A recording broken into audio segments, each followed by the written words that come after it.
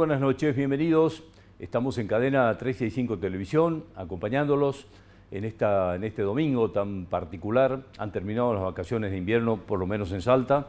Los niveles de ocupación de turismo son auspiciosos y esto me parece que son de las buenas noticias con las que podemos arrancar esta noche. Hoy nos vamos a ocupar de varios temas. Hoy, indudablemente, como lo decimos hace varios programas, es difícil abstraerse de la campaña electoral. Por eso va a estar acompañándonos hoy un precandidato a diputado nacional con quien vamos a estar hablando de sus propuestas y qué es lo que pasa en estos días, que quedan 20 y pico de días que quedan hasta las próximas PASO. Nos vamos a ocupar hoy día también de lo que pasa del otro lado de la política, no de los candidatos, sino de quienes analizan las campañas, quienes analizan y miden las intenciones de votos, lo que hacen las mediciones, porque va a venir hoy a acompañarnos un consultor político y me parece importante que podamos tener un panorama de qué es lo que está pasando en Salta y en el país, obviamente. Y hoy un tema económico que es fundamental para cualquier país del mundo, que es el tema de los combustibles. Nos vamos a ocupar desde el punto de vista de la economía, porque hay una suerte de crisis en las estaciones de servicio. Y esto, por supuesto, impacta en absolutamente todo lo que es la mecánica de la economía, de la industria, de absolutamente todo.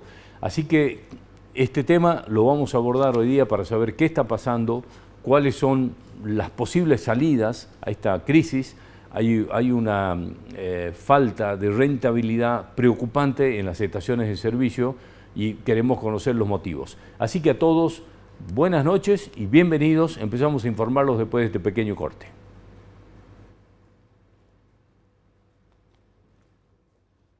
Saeta está en el Google Maps de tu celular. Marcando tu ubicación y lugar de destino, podés saber qué línea tenés que tomar, los horarios de los colectivos, las paradas y la ruta más recomendada para vos. Saeta en tu Google Maps. Otro servicio de Saeta. ¿Tenés que hacer algún trámite? ¿Necesitas asesoramiento para resolver algún problema de familia o vecinal? ¿Sufriste un siniestro vial? ¿Estás atravesando alguna situación de violencia de género? En el Consejo Deliberante encontrás asesoramiento gratuito para acompañarte. Conoce más ingresando a nuestra web cdsalta.gov.ar. Consejo Deliberante de la Ciudad de Salta. Un consejo más cerca tuyo. Vení a descubrir la calidez de la ciudad y la hospitalidad de su gente. Encontrarás peñas con auténticas tradiciones que te sorprenderán. Su majestuosa arquitectura te abrazará y te sumergirá en otras épocas. Y cuando pruebes la primera empanada, te transportarás en un viaje de sabores, emociones, para que vivas un cálido invierno en la ciudad de Salta. El gobierno provincial cumplió el sueño de la casa propia a 3.869 familias salteñas. Tenemos 3.727 viviendas en ejecución, interviniendo de manera equitativa en pequeñas y grandes urbanizaciones de nuestra provincia. Proyectamos 1.152 casas para este año. Muy feliz después de 16, casi 17 años que esperaba. Estamos muy emocionados y muy contentos porque es nuestra casa. Gobierno de Salta. Gustavo, gobernador.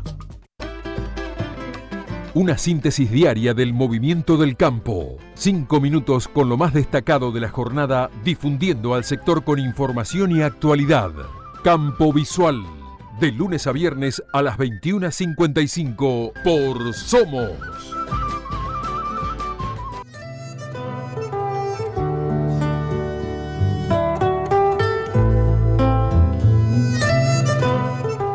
Bueno, en este contexto de crisis que vive el país, en un proceso inflacionario importante que obviamente va carcomiendo absolutamente todos los sectores, hay un sector que, como decíamos en la introducción, es un engranaje fundamental en el movimiento de la economía y es el tema de los combustibles.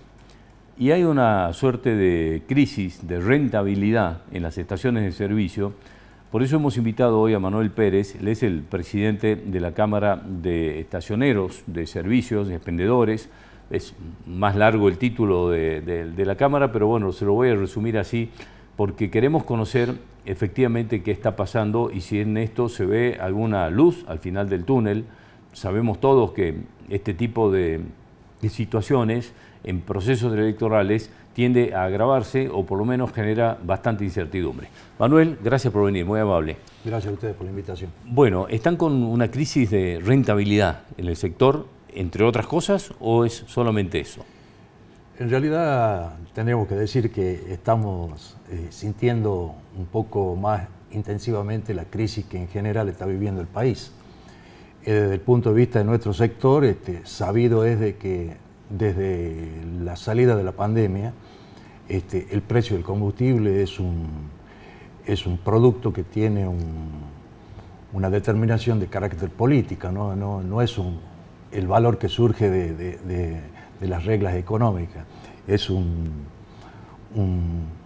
importe que lo determina fundamentalmente el Gobierno Nacional con la Secretaría de Energía y las compañías petroleras. En ese entorno se viene manejando un precio que se traslada al mercado interno muy por debajo de los índices de inflación. Esto, sin hacer muchos números, dice que, o marca, que en los 2 últimos años nuestros ingresos, que están en función del precio del combustible, vienen por la vereda caminando, y nuestros costos, que son la mano de obra, la energía, todos los gastos, vienen en un auto de carrera más o menos.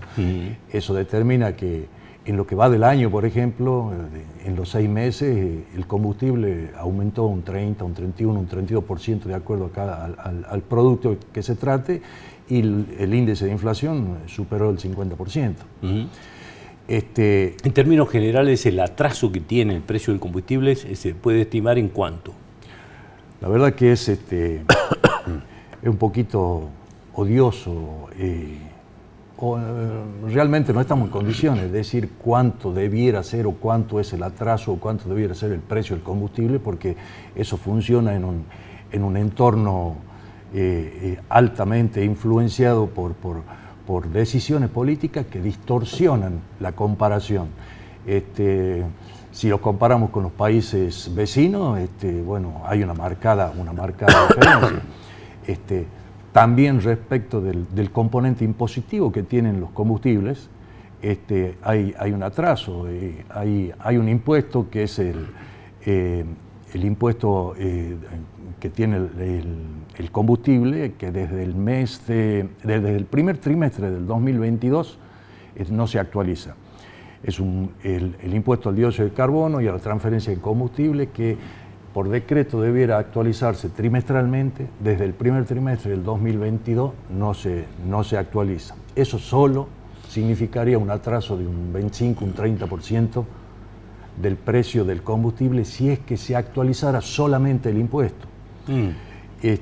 Y bueno, eso sin hablar de el precio que debiera tener y que normalmente lo determina el Poder Ejecutivo con la petrolera. Nosotros... Hoy en día, ¿cuál es el componente impositivo del precio final del combustible? ¿Cuánto es impuestos de ese precio?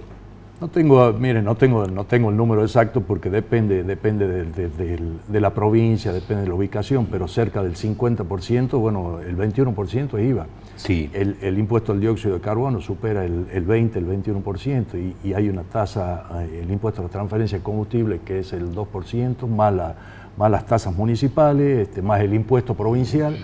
O sea que en un litro de combustible, algo más del 50% es impuesto. Es impuesto. ¿Qué pasa en los otros países, en los países vecinos, digamos, si podemos hacer alguna referencia a los países europeos? Almorzando hoy veía el informativo, y había un problema de congestión de gente que viene de Paraguay para la Argentina a comprar combustible y productos que están mucho más baratos que en los países vecinos. O sea, hay un problema inmigratorio por el fin de semana de la gente que viene de Uruguay, Paraguay, Brasil, a abastecerse y a comprar productos que están re baratos en el país. En realidad no es que los productos estén re baratos, que la plata nuestra... claro, ha perdido valor. Ha perdido muchísimo valor. El poder adquisitivo que tiene hoy el peso es insignificante. Bueno, esto indudablemente porque hay una crisis, no es la primera vez, pero ha ocurrido muchas veces en donde de países vecinos cruzan a cargar, a llenar los tanques, a llevarse bidones, etcétera, ¿no? Esto... Exactamente, mire, nosotros hacemos reuniones mensuales con presidentes de las distintas cámaras del país y los colegas de las provincias vecinas a los países limítrofes tienen serios problemas del mercado que se produce con gente que viene con bidones o con autos a cargar el combustible porque hacen su diferencia con un bidón de combustible. Claro, sí, sí. Ahora, en el caso de las estaciones de servicio, de los propietarios de las estaciones de servicios, esta crisis, digamos, de rentabilidad por un lado, porque no hay que pensar mucho, si usted me dice que los costos van en Fórmula 1, pero los precios van en Fórmula 1, los costos aumentan a una velocidad que no lo sigue el precio, en algún momento esto impacta, digamos, en la rentabilidad.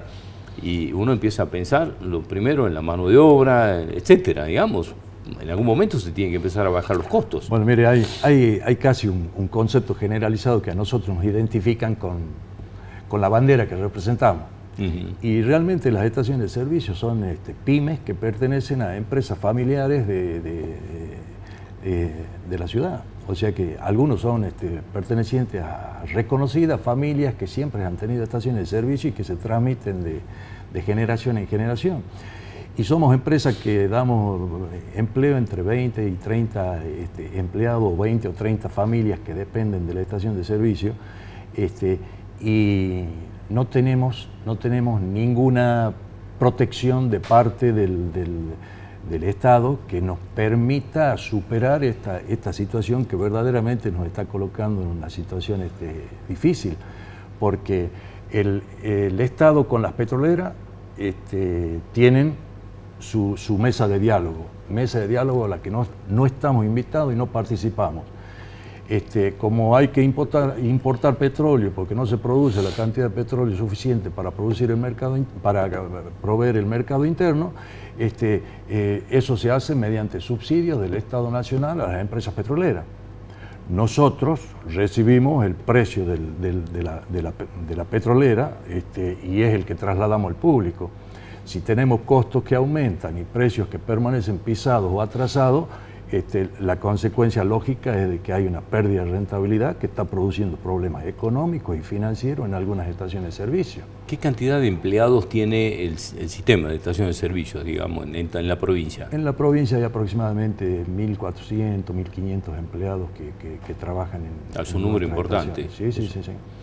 Y en este proceso eleccionario, digamos, que generalmente suele generar incertidumbre y las medidas se toman a medias o se toman, digamos, más pensando en el día de las elecciones que en otras cosas. ¿Cómo lo viven ustedes? Miren, nosotros somos un sector empresario que estamos acostumbrados a trabajar con el día a día. Nosotros nos enteramos del aumento de precios en el momento en que el surtidor cambia de precio y nos comunica a la petrolera que cambió el precio, ¿no es cierto? Por ejemplo, la empresa estatal trabaja de esa forma. Estamos acostumbrados a desgraciadamente no poder planificar al mediano o al largo plazo porque el proceso electoral lo único que hace es agudizar los problemas que venimos teniendo cotidianamente como consecuencia de que lamentablemente en el país no hay una política energética que se pueda visualizar últimamente con el tema del gasoducto, de Vaca Muerta, es que hay ahí como una posibilidad que abre una ventana hacia el futuro, pero nuestra actividad está muy influenciada por decisiones políticas. Nosotros, por ejemplo, en el norte estamos teniendo un problema muy serio con una empresa, con la petrolera Refinor, que tiene estaciones de servicio en Santiago del Estero, Salta, Tucumán, Jujuy, y el devenir que ha tomado esa empresa en los últimos tiempos como consecuencia del cambio de propietarios en el grupo societario, prácticamente ha puesto en situación de indefensión a los operadores de Refinor. Nosotros ayer hemos sido deferentemente atendidos por el señor ministro de la Producción, que nos puso en contacto de la preocupación del gobernador en la situación en la que se coloca a los operadores de Refinor, porque tienen un problema más grave que el que tienen las otras estaciones de servicio, porque Refinor le dice, bueno, ustedes pongan el precio que quieran al combustible con una escasa rentabilidad, pero el precio lo maneja el mercado y el mercado lo determina la empresa que tiene participación estatal mayoritaria. Que es YPF. Entonces, claro. YPF. Por lo tanto, prácticamente lo saca del mercado, no pueden competir. Y si venden al precio que vende la otra empresa, reducen enormemente su rentabilidad. A tal punto que, bueno, en nuestra ciudad podemos ver de que hay algunas estaciones de servicio Refinor que están cambiando de bandera, o se transforman en blanca, o están corriendo el riesgo de cerrar inclusive. Bueno, la situación indudablemente que es preocupante entonces, sobre todo, y estoy pensando en el 1000 y pico de personas que dependen de esta actividad, y con este panorama, digamos que encima, hasta que no terminen las elecciones allá por octubre o noviembre, esto no se va a saber. Es decir, lo que reina es la incertidumbre. Incertidumbre total, y como le digo, es el día a día, ver cómo se puede superar.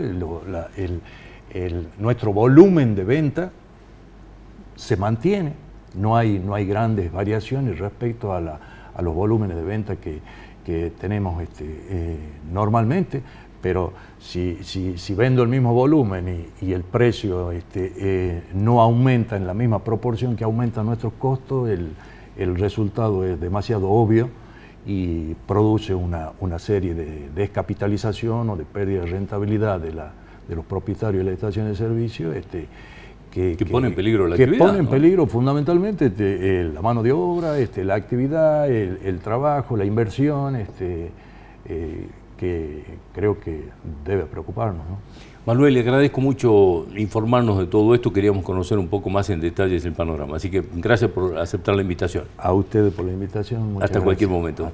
Enseguida seguimos en Cadena 365 Televisión. Hoy vamos a hablar con un precandidato a diputado nacional y hoy vamos a estar hablando con gente que hace mediciones y que analiza un poco el comportamiento de la sociedad frente al acto electoral. Ya volvemos.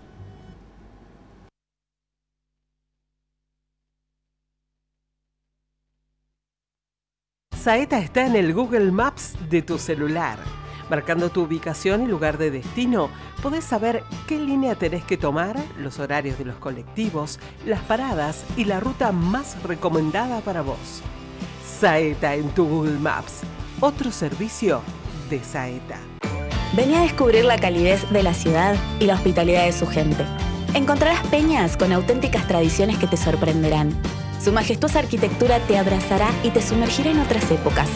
Y cuando pruebes la primera empanada, te transportarás en un viaje de sabores, emociones, para que vivas un cálido invierno en la ciudad de Salta. ¿Tenés que hacer algún trámite? ¿Necesitas asesoramiento para resolver algún problema de familia o vecinal? ¿Sufriste un siniestro vial? ¿Estás atravesando alguna situación de violencia de género? En el Consejo Deliberante encontrás asesoramiento gratuito para acompañarte. Conoce más ingresando a nuestra web cdsalta.gov.ar. Consejo Deliberante de la Ciudad de Salta. Un consejo más cerca tuyo. El gobierno provincial cumplió el sueño de la casa propia a 3.869 familias salteñas. Tenemos 3.727 viviendas en ejecución, interviniendo de manera equitativa en pequeñas y grandes urbanizaciones de nuestra provincia. Proyectamos 1.152 casas para este año. Muy feliz después de 16, casi 17 años que esperaba. Estamos muy emocionados y muy contentos porque es nuestra casa. Gobierno de Salta. Gustavo, gobernador.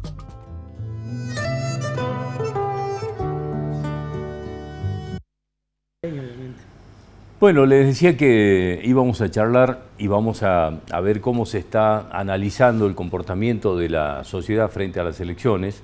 esto no tan solo tiene que ver con lo que pasa con las candidaturas, con cómo miden los candidatos, etcétera, sino cómo está viendo la sociedad estas elecciones.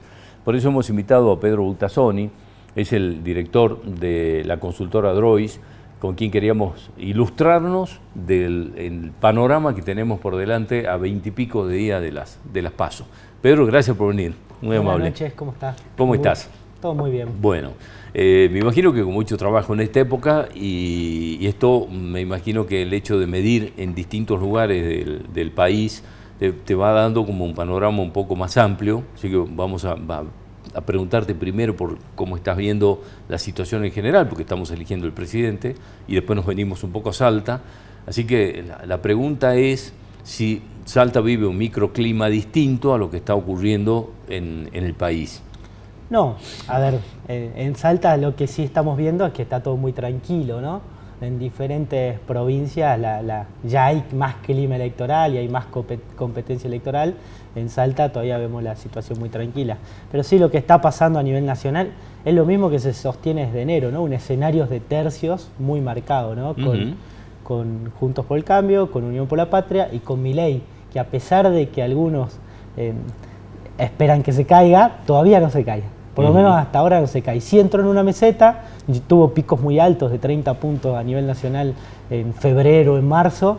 Después bajó a 22, a 23, a 25, depende de las encuestas, pero entre 20 y 25 puntos está Milei hoy y no se ha caído de eso, ¿no? Se ha estancado, no crece, pero no se ha caído. Entonces seguimos sosteniendo un escenario de tercios donde el primero, como espacio político que hoy es Juntos por el Cambio, no le saca más de 10 puntos al tercero, que es Milei en este caso, ¿no?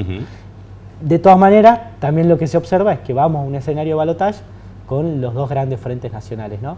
Que Milei le va a costar meterse en el balotaje y quedar segundo en primera vuelta, ¿no? Le va a costar mucho eso, a pesar de que sostiene un caudal de votos importante, ¿no? El primer detalle que se me ocurre pensando en lo de Milei es que indudablemente lo que pasa y ha venido ocurriendo en las elecciones de cada una de las provincias donde él ha tenido, digamos, escasa cantidad de votos, sus candidatos, o por lo menos, que en algunos casos los bajó, en otros los desconoció, dijo no son candidatos míos, pero en definitiva, digamos, esto habría que trasladarlo al escenario final de que lo que vaya pasando en los comportamientos provinciales no necesariamente se trasladan a los escenarios nacionales. Totalmente, son elecciones totalmente distintas, ¿no? Las provinciales, las nacionales, no podemos hacer como un match de conectarlas e intentar interpretar lo que va a pasar en la nacional a partir de resultados provinciales.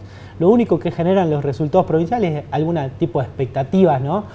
Si vos venís ganando de todas las provincias como espacio político, lo que generás es expectativas de que podés ganar, digamos. Pero no podés trasladar el voto. Milei depende, la elección de Milei depende mucho de él. Él al no aparecer en la boleta en las elecciones provinciales, no tiene una buena construcción política, tiene candidatos que son desconocidos, o se ha aliado con malos candidatos, como en el caso de Tucumán con los Bussi, ¿no? que tenían ya un caudal de voto y un desgaste desde hace mucho tiempo. Entonces, Milei depende mucho de él. Cuando él aparezca en la boleta, va a cambiar todo, ¿no? Insisto en esto, no hay que subestimarlo, no se ha caído, y también lo vamos a ver en Salta, ¿no? Con una alianza con Alfredo Olmedo y con Emilio Orozco como candidato. Claro, que algo de territorio tienen. Que tienen algo de territorio, entonces ahí suman el fuerte que es la cara de Milei, más una construcción territorial de hace muchos años como la de Olmedo. El caso de Massa, digamos, lo que ocurrió, la aparición abrupta, digamos, de la candidatura, el Guado de Pedro que se cae, etcétera, le mejoró las perspectivas a lo que ahora se llama Unidos por la Patria. Se mantienen en el mismo porcentaje, digamos, los porcentajes. ¿Él le agregó algo a lo que ya tenía como núcleo duro el kirchnerismo? ¿O qué está pasando ahí? Era lo mejor que tenían, ¿no? Cuando vos analizabas la posibilidad de los diferentes candidatos, el candidato con más competitivo y con más posibilidades de llegar a ser una buena elección era Sergio Massa, ¿no? Ni Guado de Pedro ni ningún otro iba a ser una buena elección para el peronismo. Entonces era lo mejor que tenían. Así todo, Sergio Massa no es un buen candidato. Si miramos los candidatos de las elecciones anteriores del peronismo, llegaban con otro cuerpo político, con otro volumen político. Nosotros que hacemos encuestas, lo primero que miramos generalmente es la imagen de un candidato, ¿no? Y decimos que cuando un candidato tiene más imagen negativa que positiva, generalmente es un mal candidato, ¿no? Partimos de una mala base para empezar a a consolidar esa candidatura. Bueno, Sergio Massa es un candidato con altísima imagen negativa. Es uno de los candidatos con más imagen negativa de Argentina, ¿no? Compite en esa imagen negativa con Mauricio Macri o con Cristina Kirchner. O sea, es un candidato que ya llega muy desgastado. Por eso las encuestas le dan menos de 30 puntos, ¿no? Si efectivamente el peronismo sacara menos de 30 puntos, sería casi catastrófico para el peronismo. La peor elección de su historia. De su historia. La de Scioli con 37 puntos de primera vuelta fue la peor de su historia. Si estamos hablando de perforar 30 puntos, puede ser algo que reconfigure todo el peronismo nacional, ¿no? Entonces me parece que hoy el peronismo la tiene muy difícil, a pesar de que Sergio Massa es el más competitivo que tiene y a pesar de que posiblemente se meta en el balotaje, yo creo que el camino es a una derrota, ¿no? ¿Qué está pasando dentro de Juntos por el Cambio? Porque ahí sí hay competencia, digamos, ahí hay como lucha, digamos, entre Bullrich y Larreta, ¿no? Hay una guerra directamente, ¿no? Sí. Hace mucho que no se veía una interna así tan encarnizada, ¿no? Y tan incluso con hasta violencias discursivas en algunos momentos, ¿no? Ataques personales ya, sobre todo de Bullrich a Larreta. Bueno, es la más interesante de ver. Hoy las encuestas dan que Bullrich está mejor, algunos puntos por encima. Yo lo atribuyo a que Bullrich tiene un mensaje mucho más claro, más consolidado, que sabe a qué público le está hablando, y Horacio Rodríguez Larreta ha tenido muchos vaivenes en su campaña, ¿no? No se termina de entender si le habla a su núcleo duro o si intenta captar voto más de centros, ¿no? Entonces me parece que ahí Bullrich ha consolidado el votante duro del PRO, tiene un buen armado en provincia de Buenos Aires y en la ciudad de Buenos Aires, a pesar de que no parezcan sus candidatos oficiales, por debajo tiene buen armado Bullrich, pero lo que tiene Larreta es un buen armado en todo el país, ¿no? De la mano del radicalismo de Morales, que tiene una gran cantidad de intendentes, de la mano de algunos candidatos que le ha ido bien, como en Neuquén, como en San Luis, como en Santa Fe el domingo pasado, tiene un buen armado territorial, lo que hace que sea una interna súper competitiva, que esté abierta para cualquiera, ¿no? A pesar de que la encuesta diga Bullrich lidera un poco, puede pasar cualquier cosa. Sí, cualquiera de los dos puede ganar, y estos 20 días que quedan van a ser definitivos, ¿no? Esto baja a Salta también, y te aprovecho para traerte porque es ahí donde también va a haber competencia. El resto, digamos, está acá prácticamente definido, ¿no? Digamos, en el sector del peronismo, lo de Outes, aparentemente por el apoyo, por el aparato oficial, estaría como ganando, pero bueno, y en la disputa de los candidatos de Bullrich y de Larreta en Salta, que son Nani y Liendo, bueno, ahí parecería que, no sé, se está trasladando, digamos, esta competencia. Es interesante porque aparte ya Nani y Liendo arrastran una interna de ellos personalmente por liderar el espacio Juntos por el Cambio en Salta desde hace tiempo, y se suma a la competencia nacional, entonces es una interna total y completa, ¿no? Me parece que se discuten dos cosas, no solo la candidatura a diputado nacional, que seguramente el que gane va a ser diputado nacional, sino el liderazgo del espacio. El Juntos por el Cambio, sobre todo el PRO, desde hace tiempo que viene intervenido, con muchos problemas internos, y eso ha dificultado que Juntos por el Cambio tenga buenas elecciones provinciales, ¿no? A pesar de que es un espacio que tiene muchísimo potencial y que siempre en Salta en las nacionales, le digo bien, siempre en Salta ha sacado más de 30 puntos las nacionales, pero siempre en las provinciales cae demasiado, ¿no? Y esto es que no ha podido consolidar liderazgo, una estrategia partidaria interna, un buen discurso provincial, ¿no? Por las disputas internas que vienen desde hace varios años. Entonces me parece que esta elección tal vez reconfigure el poder hacia adentro, y el que gane quede como el líder de Juntos por el Cambio y puede empezar a ordenar de cara a las próximas legislativas dentro de 2 años, ¿no? Los números que marcan. Hoy Nani está más consolidado, viene de una elección provincial, tiene mejores números que Inés Liendo, igual con final abierto. Bullrich en Salta mide mejor, bastante mejor que Larreta, tiene mejor posicionamiento, sobre todo Orán, Tartagal y Capital, que son los 3 centros urbanos más importantes de la provincia. Bullrich mide mejor. En Orán y en Tartagal el tema de la seguridad, la frontera y el narcotráfico son temas que han pegado muy fuerte. Recuerdo de cuando fue ministra. De cuando fue ministra y de hoy, un discurso que ella tiene hoy muy anclado también a esos temas. Entonces entra muy bien como candidata. Y después en Capital, porque el PRO, con mayor recorrido, si se quiere, en Capital, también está encolumnado en la fórmula esa Bullrich-Nani, ¿no? Desde el diputado José Gaufín, que ha sido el diputado más votado en esta elección, y todo el equipo de concejales, de Agustín Álvarez, Pablo López, Virginia Cornejo, Martín Grande, toda esa estructura del PRO que viene trabajando desde hace mucho tiempo está encolumnado en eso, ¿no? Entonces le da cierta potencia y cierta ventaja a Nani por sobre Inés Liendo, ¿no? Pero de vuelta, el final abierto, es difícil medir en este momento, nosotros lo hacemos pero lo agarramos con pinza, porque también vemos una sociedad que está muy apática, ¿no? Que todavía, a pesar de que faltan 20 días, no sabe muy bien qué va a votar. ¿Qué porcentaje de indecisos hay? 20 puntos. Es mucho. Es muchísimo. Es mucho. Puede pasar cualquier cosa. Y eso nosotros creemos que esos 20 puntos va a terminar definiendo en los últimos 7 días, y entre 7 y 8 puntos va a terminar definiendo entre el sábado y el domingo, ¿no? Y la competencia entre, en Salta, digo, entre Juntos por el Cambio, la suma de Juntos por el Cambio y la suma de Unidos por la Patria. ¿Qué está pasando en Salta? Bueno, yo creo que ahí va a ser una elección muy pareja, parecida a la que tuvimos en 2021, a pesar de que no era presidencial, que Unión, el Frente de Todos en ese momento, Unión por la Patria, termina ganándole a Juntos por el Cambio por 2 o 3 puntos, ¿no? Vamos a tener una elección muy parecida. Yo creo que Juntos por el Cambio sí tiene la oportunidad de ganar la provincia en esta elección, porque va a ganar como espacio político en la PASO a nivel nacional, y porque en primera vuelta posiblemente también termine ganando Juntos por el Cambio, y ese viento de cola nacional puede terminar arrastrando al que sea candidato. Claro, porque en este caso los candidatos a presidente traccionan van a mucho. Una vez que esté parada Bullrich o Larreta ya como candidatos únicos, ese viento de cola nacional con muchas expectativas de que de esa interna sale el próximo presidente, va a arrastrar al candidato que queda acá parado, ¿no? Juntos por el Cambio tiene muchas posibilidades de ganar Salta, que ya lo ha hecho en la elección de 2019, a pesar de que Macri perdió. Macri en la ciudad de Salta terminó ganando y termina por el interior, digamos, termina recortando el peronismo, pero en Salta capital termina ganando. Yo creo que puede tener una muy buena elección Juntos por el Cambio si logran ordenar sus problemas y encolumnarse después de las PASO en un solo camino, ¿no? Independientemente del que gane, sea Liendo o Nani, todos terminan encolumnados y trabajando por un mismo horizonte, ¿no? ¿En Salta se nota también este escenario de tercios?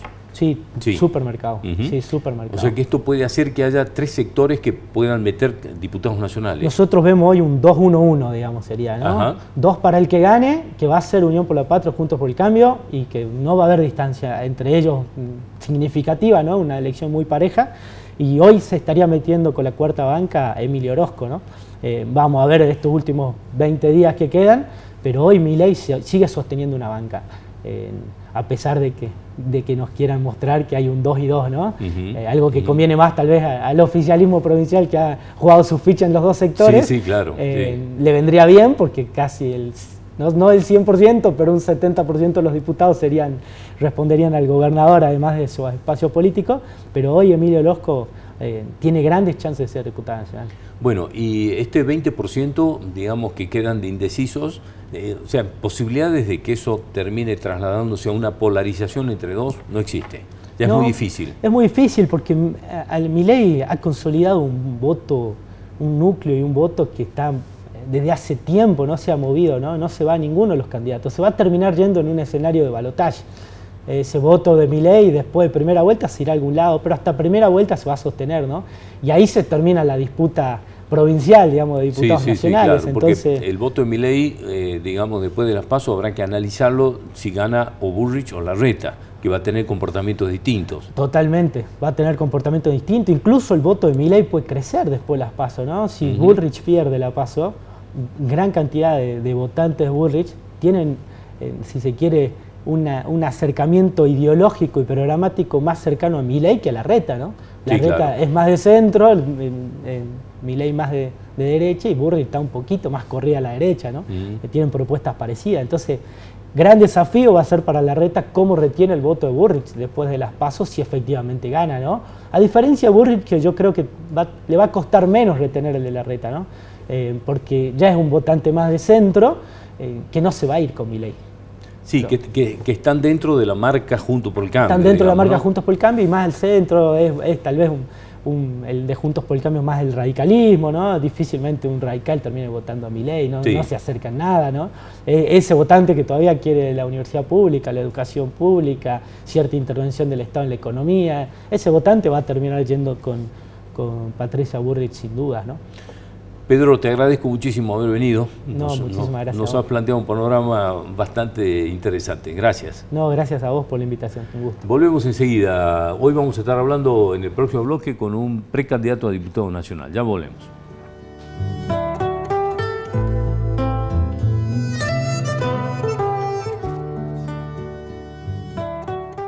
Saeta está en el Google Maps de tu celular.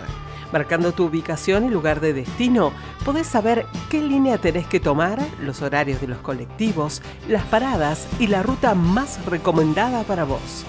Saeta en tu Google Maps, otro servicio de Saeta. Vení a descubrir la calidez de la ciudad y la hospitalidad de su gente. Encontrarás peñas con auténticas tradiciones que te sorprenderán. Su majestuosa arquitectura te abrazará y te sumergirá en otras épocas.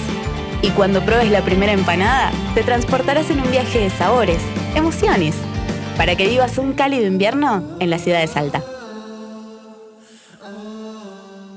¿Tenés que hacer algún trámite? ¿Necesitas asesoramiento para resolver algún problema de familia o vecinal? ¿Sufriste un siniestro vial? ¿Estás atravesando alguna situación de violencia de género? En el Consejo Deliberante encontrás asesoramiento gratuito para acompañarte. Conoce más ingresando a nuestra web cdsalta.gov.ar. Consejo Deliberante de la Ciudad de Salta. Un consejo más cerca tuyo.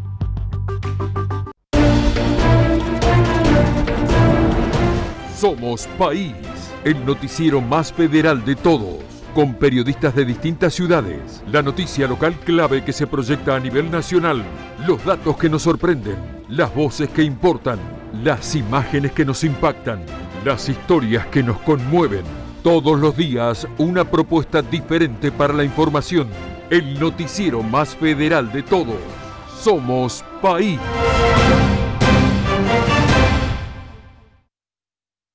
El gobierno provincial cumplió el sueño de la casa propia a 3.869 familias salteñas. Tenemos 3.727 viviendas en ejecución, interviniendo de manera equitativa en pequeñas y grandes urbanizaciones de nuestra provincia. Proyectamos 1.152 casas para este año. Muy feliz después de 16, casi 17 años que esperaba. Estamos muy emocionados y muy contentos porque es nuestra casa.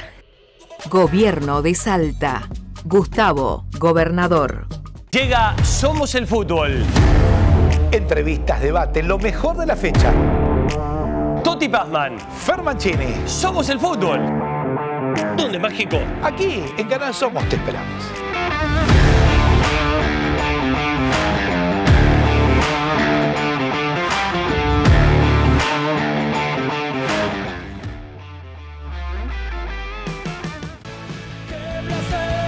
Los mejores datos surgen de una charla a agenda abierta.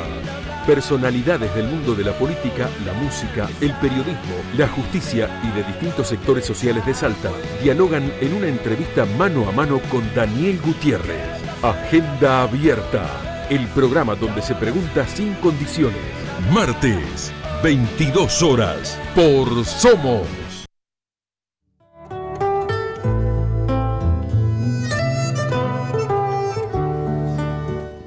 Bueno, estamos a 20 y pico de días de las PASO y queremos en este programa, como lo venimos haciendo, que ustedes tengan la posibilidad de conocer a los precandidatos en este caso y que podamos conocer un poco más de sus propuestas, de sus ideas, de qué tienen pensado para Salta en caso de llegar al Congreso de la Nación. Por eso hemos invitado hoy a Nicolás Centeno. Él es el precandidato a diputado nacional del Partido Autonomista y queremos, bueno, ver cómo están viviendo este proceso, si bien no van a tener una disputa interna dentro del Partido Autonomista, pero indudablemente que los votos que se logren conseguir en las PASO siempre son un factor importante.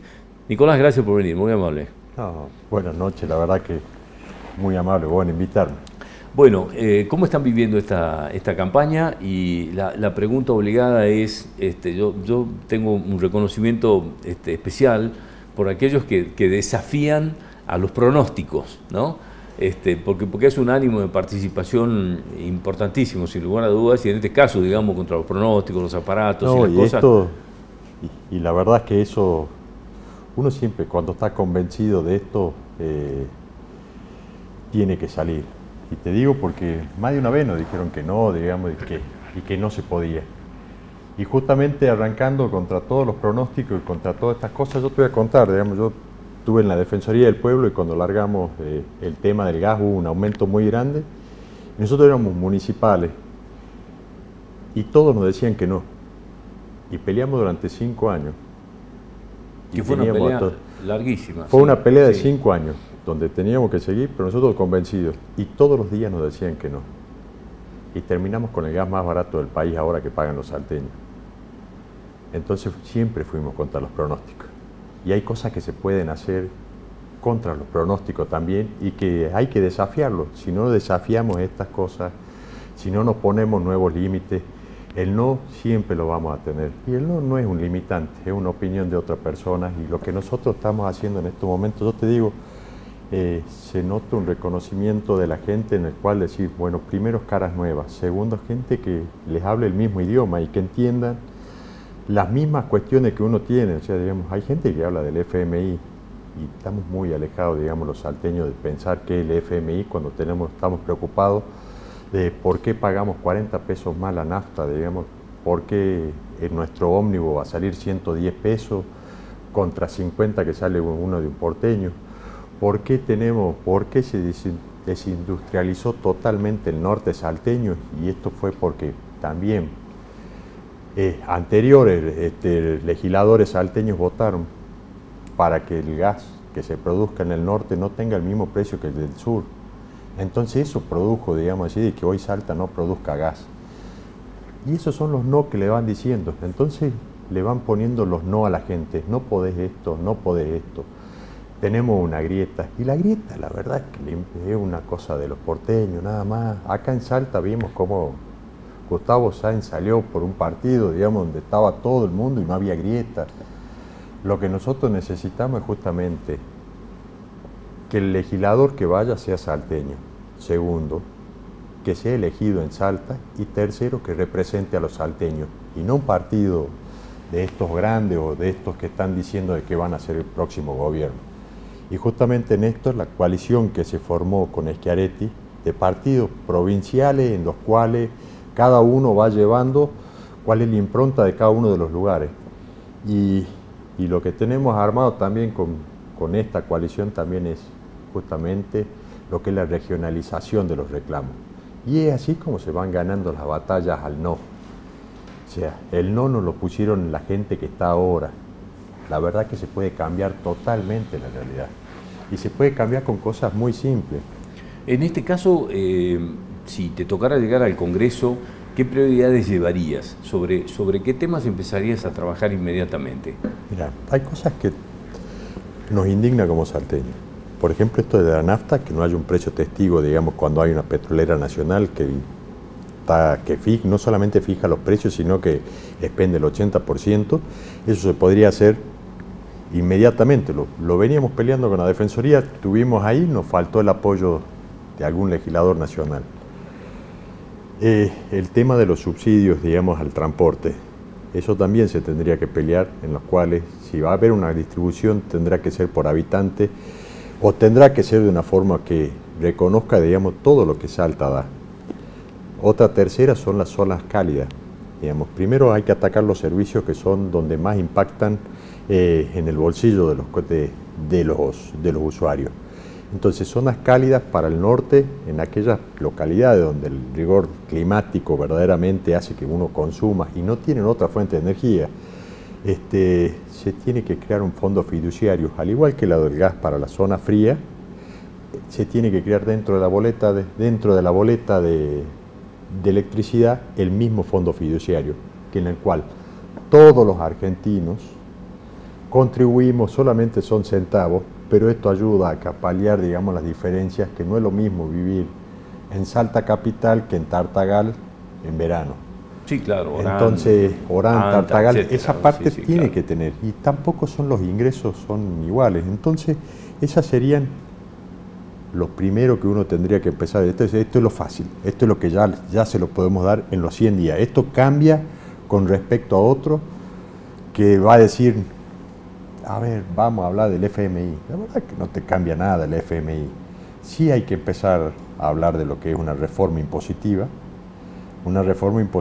donde los 150 impuestos que tenemos en la República, solamente 9 se llevan el 80%, y en los cuales solamente hay 2 que no son coparticipables, y que son el impuesto al cheque y el impuesto a débito y crédito, que todavía nos siguen cobrando a todos, y que terminan después en algún... Se suponía que iba a durar unos meses. Que iba a durar unos meses, bueno, ganancia. Cumplió 90 años y iba a ser solamente por un año. Sí, claro. Sí, Entonces, esto hay que darle la previsibilidad, hay que empezar a que el Estado solo a solo empiece a reconocer de que tiene un problema. Bueno, escuchándote, Nicolás, en la enumeración, digamos, del problema de los servicios de energía, de gas, el transporte, etcétera, etcétera, tenemos un caos y una aberración con respecto al federalismo, ¿no? Esto es indudable que todo esto es consecuencia de esto, ¿no? Eso es culpa de que nosotros nos dijeron que no se puede, y fue buenísimo comenzar con un no. Y yo les digo que sí se puede. Se puede cuando nosotros cambiamos y decidimos mandar un representante de los salteños, y no un representante que lo elige el partido, que está en Buenos Aires, y en el cual va con el mandato del partido y va a representar un partido. Las bancas no son de los partidos, sino de las provincias, y hay que representar salteños. Es por eso que uno se enoja, y es por eso que uno viene acá y dice, bueno, vamos a presentar algo distinto. No vamos a hacer la banca mayoritaria, sino somos de Salta. Lo que vamos a representar es justamente a los salteños. Y no va a ser del partido autonomista conseguir una banca, los salteños conseguimos. Y eso es una visión totalmente distinta con respecto a los que son mis otros, digamos, competidores. Porque la verdad, cuando uno empieza a ver, la mayoría de los partidos, todos han sido elegidos de Buenos Aires. Entonces, cuando uno dice, ¿a quién va a representar esto? Hay alguien que lo eligió allá. No nació de acá de un consenso de salteños, ni tampoco va a tener un mandato de salteños. Y después serán las bancas del PJ, serán las bancas de Juntos por el Cambio, serán las bancas de vaya a saber quién. Bueno, en este caso, digamos, si te tocara llegar en estos casos que estás planteando, que son temas de todos los días, un tema que es increíble que el Congreso no pueda resolver es el tema de la ley de alquileres, que le ha generado un perjuicio enorme a todos, ¿no? Porque ha tenido esa virtud rara de perjudicar a los inquilinos, a los propietarios, absolutamente a todos. Pero esa manía que tienen de legislar lo que venía funcionando relativamente bien fue lo que tiene. Y no solamente hay que ver la ley de alquileres, sino también la ley de alquileres temporarios. Hay que regular estas plataformas que van y hacen y ofrecen ofertas de casas al turismo, y en los cuales, digamos, eso tiene que ser una legislación nacional. Porque si ponemos de ejemplo España, por ejemplo, permite hasta 180 días que publique una casa en cualquier plataforma. Y los otros 180 días verá, digamos, el dueño si le conviene ponerla, ingresarla al mercado, digamos, del turismo, o dejarla, digamos, para familia. Lo que tenemos que hacer es justamente aumentar lo que son las ofertas, poner un manto de seriedad en lo que es esta oferta turística, porque la verdad hay muchos salteños que invirtieron, y nosotros venimos invirtiendo hace muchísimo tiempo en una imagen de provincia, en una imagen de turismo, en hoteles, en restaurantes, en un montón de cosas, y muchos dependemos de eso para que venga alguno y que yo venga, ponga mi casa que está en algún lugar lindo de Salta, de los muchos que hay, y verdaderamente venga después una familia de turistas, viva ahí y verdaderamente no reciba la calidad que de todo lo que los salteños estamos invirtiendo. ¿Entendés? Entonces hay que tener, o sea, las grandes reformas también van a existir. O sea, se habla de un consenso casi unánime, digamos, de que va a haber una reforma laboral, una reforma impositiva y una reforma sindical.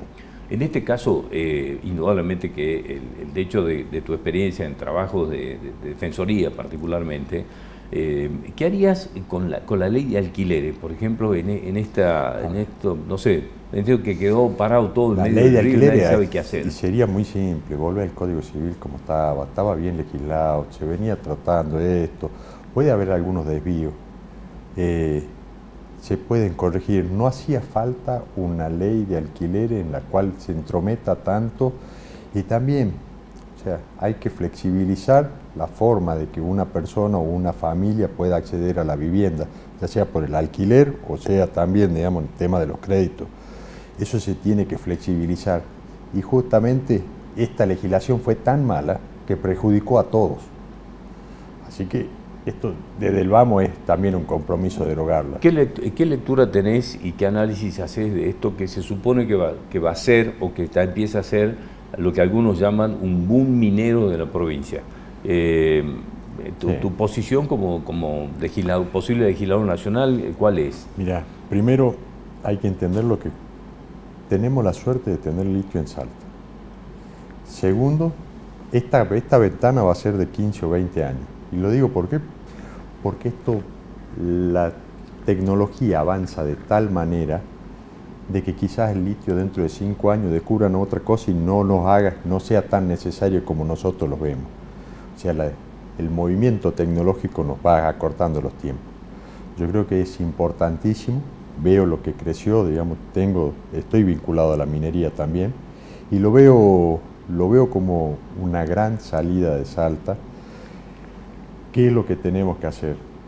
Empezar a darles reglas claras, porque conozco muchísimos mineros, digamos así, que invirtieron un montón de plata y que están fundidos. Son muy pocos los que llegan, digamos, y los que llegan a hacer plata, como dice todo el mundo, sí, el minero está lleno de plata. No, hay que cuidarlo, hay que darle una previsibilidad, hay que darle un horizonte de por lo menos de 15 o 20 años en los cuales uno venga y que no me salga después